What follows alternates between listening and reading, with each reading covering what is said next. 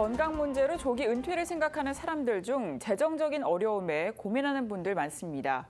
소셜시큐리티 연금 중 장애연금은 납세자가 건강상 직장을 계속 다닐 수 없다고 영구 판정될 경우 65세 이하에게 메디케어 혜택과 장애연금으로 생활비 지원을 받을 수 있습니다. 김경일 기자의 보도입니다.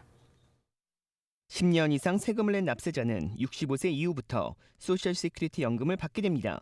납세자 중 건강상의 문제로 본업을 할 수 없다면 장애연금을 받을 수 있는 수혜 대상자가 될 수 있습니다.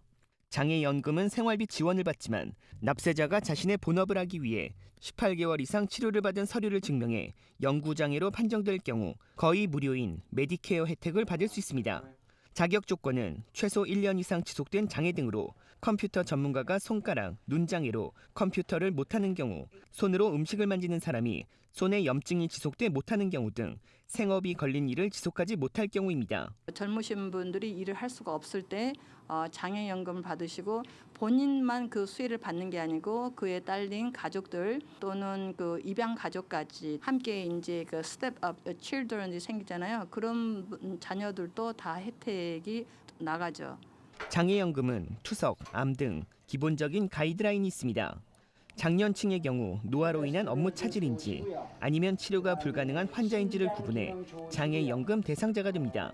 제2형은 성인이 걸리는 당뇨병인데 평생 갖고 사는 병이고 그걸로 인해서 오는 합병증이 신장이 망가진다든가 혈관이 막힌다든가 또는 눈이 망가진다든가 신장 질환 같은 것은 연방정부에서 피를 걸러야 될 때 일주일에 한두 번 아니면 세 번을 걸르는 그 비용이 너무 엄청나기 때문에 보통 메디케어는 65세 지나야 보험을 정부에서 주는데 이런 만성 신장 기능이 저하된 그 투석 환자들은 65세 되기 전에도 연방정부에서 메디케어 보험을 제공한다든가 혜택이 많습니다.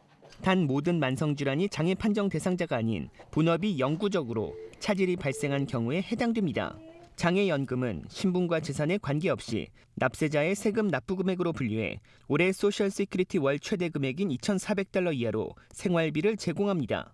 그러나 젊은 층은 세금 납부가 적어 매월 생활비 지급이 부족할 경우 SSI 수령액을 지급받게 됩니다.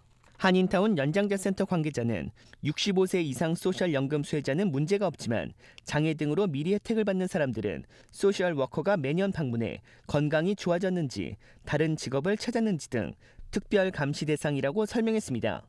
LA 18 프라임 뉴스 김경일입니다.